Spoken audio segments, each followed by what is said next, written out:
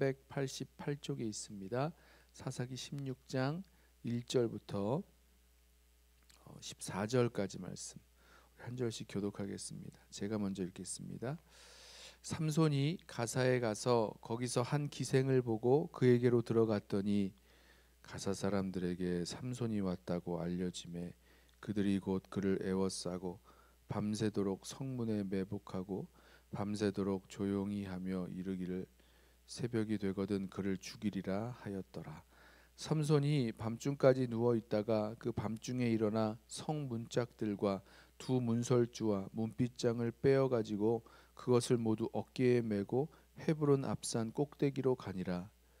이후에 삼손이 소래골짜기에 들릴라라 하는 이름하는 여인을 사랑하며 블레셋 사람의 방백들이 그 여인에게로 올라가서 그에게 이르되 삼손을 꾀어서 무엇으로 말미암아 그 큰 힘이 생기는지 그리고 우리가 어떻게 하면 능히 그를 결박하여 굴복하게 할 수 있을는지 알아보라. 그리하면 우리가 각각 은 1,100개씩을 내게 주리라 하니 들릴라가 삼손에게 말하되 청하건대 당신의 큰 힘이 무엇으로 말미암아 생기며 어떻게 하면 능히 당신을 결박하여 굴복하게 할 수 있을는지 내게 말하라 하니 삼손이 그에게 이르되 만일 마르지 아니한 새 활줄 7으로 나를 결박하면 내가 약해져서 다른 사람과 같으리라.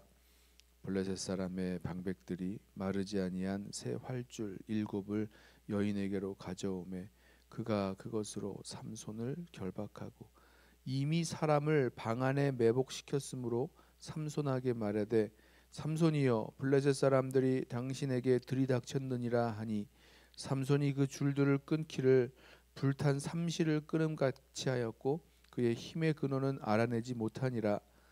들릴라가 삼손에게 이르되 보라 당신이 나를 희롱하여 내게 거짓말을 하였도다. 청하건대 무엇으로 당신을 결박할 수 있을는지 이제는 내게 말하라 하니 삼손이 그에게 이르되 만일 쓰지 아니한 새 밧줄들로 나를 결박하면 내가 약해져서 다른 사람과 같으리라 하니라. 들릴라가 새 밧줄들을 가져다가 그것들로 그를 결박하고 그에게 이르되 삼손이여 블레셋 사람이 당신에게 들이닥쳤느니라 하니 삼손이 팔 위에 줄 끊기를 실을 끊음같이 하였고 그때에도 사람이 방 안에 매복하였더라. 들릴라가 삼손에게 이르되 당신이 이때까지 나를 희롱하여 내게 거짓말을 하였도다.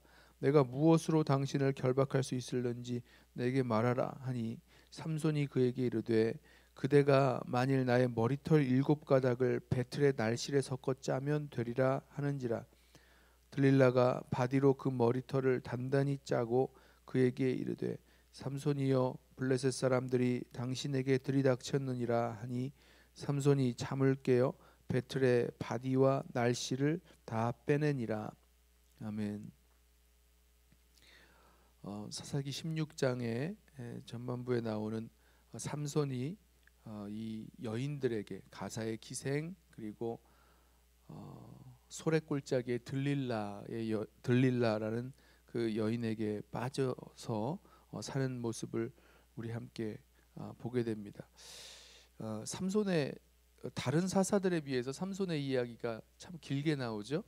14장, 15장, 16장, 삼손의 출생부터 시작하면 다른 사사들의 그런 이야기에 비해서 굉장히 길게 이 사사기의 많은 부분을 이 삼손의 이야기를 하고 있는데 삼손의 인생에 있어서 주요 모티브는 삼손을 움직이게 하는 주요 모티브는 여인들 이야기 3개로 우리가 요약을 할 수가 있습니다.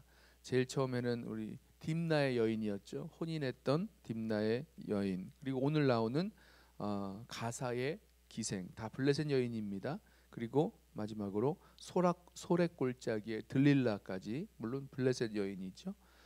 이 삼손을 움직이게 했던 그 주요 모티브는 이 여인들, 블레셋의 여인들이었습니다. 이 블레셋의 여인들, 이 삼손 나시린으로서 또 하나님께서 쓰시는 사사로서 이 블레셋의 여인들은 어떤 의미에서 이 삼손을 이 움직이지 못하게 하는 이 죄의 유혹이라고 볼 수가 있죠. 삼손이요, 이 여인들에게 빠져서 했던 그 모습을 보면서 이 특징들, 이 죄의 유혹이 갖고 있는 특징들을 우리가 좀 생각해 볼 수가 있습니다. 첫 번째는요, 이 죄의 유혹은요 계속된다는 거죠. 그의 인생에, 삼손의 인생에 있어서 말씀드린 대로 딥나의 여인, 또 가사의 기생, 그리고 소렉 골짜기의 들릴라, 계속해서 반복적으로 또 계속 삼손을 유혹하고 삼손이 계속 넘어지고 그리고 그곳에서 문제들이 생기는 이 모든 모습들을 보면서 이 죄의 유혹이라는 것 계속된다는 것을 좀 보았으면 좋겠습니다. 이번 한 번만 하고 끝내지지가 않는 거죠. 계속해서 우리를 유혹하고 넘어뜨리려는 그 역사가 일어나게 된다는 것. 이게 죄의 유혹이 갖고 있는 특징일 것입니다. 또 한 가지는요, 거기에 빠져버리면 사명을 망각하게 된다는 것입니다. 정말 해야 할 일이 있는데요, 그 해야 할 일을 하지 못하게 되는 거죠. 여러분 한번 생각을 해보세요. 삼손이 하나님의 나실인으로 태어나서 자라고, 그리고 이스라엘의 사사로서의 그 사명을 감당해야 될 터인데, 이 여인들에게 빠져 있어서 결국은 정말로 해야 할 일은 하지 못하는 모습을 보게 됩니다. 삼손이 뭘 했을까요? 삼손이 어떤 일을 사사로서 어떤 일을 지금 했고 또 해야 되는 겁니까? 결국은요, 이 유혹에 빠져버리고 또 그것에 계속해서 넘어진다면 우리가 해야 할 일을 하지 못하게 된다는 거죠.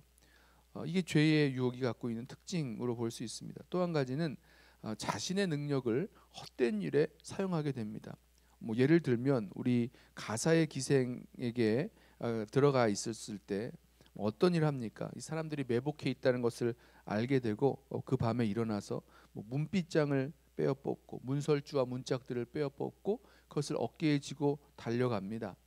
헤브론 산 앞산까지 가게 되는데 뭐 문빗장을 뽑는다거나 뭐 줄을 자기 몸을 묶었던 그 줄을 끊어낸다거나 아니면 뭐 배틀죄를 뺀다거나 이런 일, 하나님께서 삼손에게 주셨던 그 놀라운 그 힘과 능력을 사실은 그렇게 뭐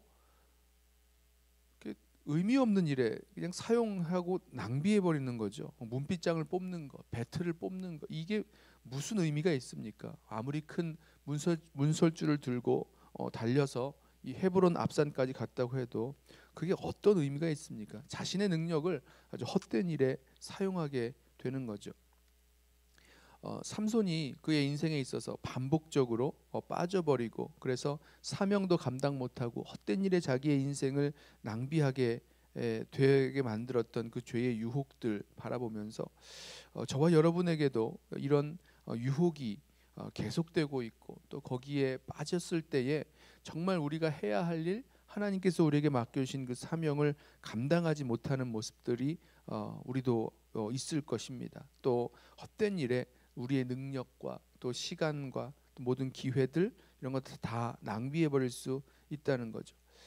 이 말씀을 보면서 저는 어떻게 하면 이런 이 유혹과 시험을 이기고 살아갈 수 있겠는가, 또 정말 반복되는 이 일들에 있어서 어떻게 하면 승리하면서 주님과 함께 동행할 수 있겠는가, 이런 생각을 좀 해보게 됐습니다. 일종의 솔루션이죠. 그랬을 때 생각났던 사람이 요셉이었어요. 지금 삼손도 젊은 나이에 이런 일들을 감당하고 있는 건데요.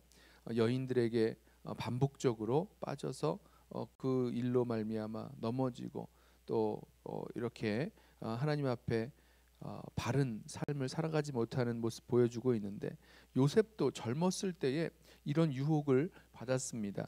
성경에 보면 우리 잘 아는 말씀이죠.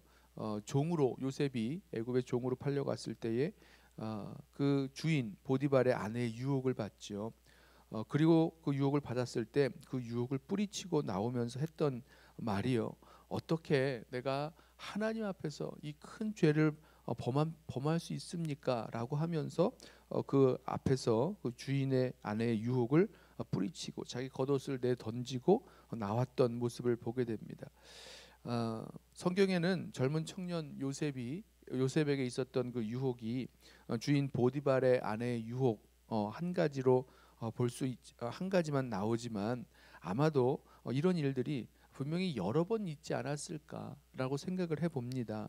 여러 그런 반복적인 그런 유혹이 되지 않았을까라는 생각을 하고, 또 이 청년 요셉이요, 그때마다 어떻게 내가 하나님 앞에서 범죄하리까 하면서 그 모든 유혹들을 뿌리칠 수 있었을 것이다라고 생각을 해봅니다. 그래서요, 저는 이 삼손의 그 인생, 뭐 그렇게 길지 않은 인생, 20년간 사사로 섬기었던 이 삼손의 그 시간 동안 세 여인, 또 이 여인으로 말미암아 계속해서 넘어지고 쓰러지고 자신의 사명 감당하지 못하는 그런 모습들 바라보면서, 우리에게도 이런 유혹이 다가올 때에 삼손의 그런 모습을 발견하게 될 때에 우리 그 해결책을 우리 이 젊은 청년 요셉의 모습에서 우리 좀 찾아보기를 원합니다. 죄의 유혹이 우리들을 다시 유혹하고 또 다시 다가올 때마다 우리가 하나님 앞에서 하나님의 시선 앞에서, 우리 코람데오라고 하죠. 하나님 앞에서 우리가 살아가고 있다는 것, 그리고 그 하나님 앞에서 우리가 어떻게 그런 유혹을 또 죄악을 범할 수 있으리까, 하나님의 시선을 의식하고 하나님과 함께 살아갈 수 있는 저와 여러분 되길 원합니다. 그렇다면요, 삼손이 만났던 그런 반복되는 그 유혹, 또 사명을 망각하게 하고 또 헛된 일에 자기 자신을 사용하게 하는 그런 모든 유혹 앞에서 우리는 다 이기고 또 승리하게 될 줄로 믿습니다. 아무쪼록 우리 삶에서 반복적으로 우리에게 다가오는 그런 죄의 유혹들 이겨내고 정말 하나님 앞에서 신실하게 주님 맡겨주신 사명 잘 감당하면서 살아갈 수 있는 저와 여러분 되시기를 예수님의 이름으로 부탁하며 축원합니다. 기도하겠습니다. 하나님 아버지, 삼손의 인생에 세 여인이 계속되는 유혹으로 다가왔던 것처럼 우리 믿음의 여정을 걸어가는 우리 성도들의 삶에서도 반복적으로 우리를 유혹하고 계속 넘어지게 만들고 끝나지 아니하는 싸움을 싸워야 될 이 죄의 유혹이 있는 것을 주님 앞에 고백합니다.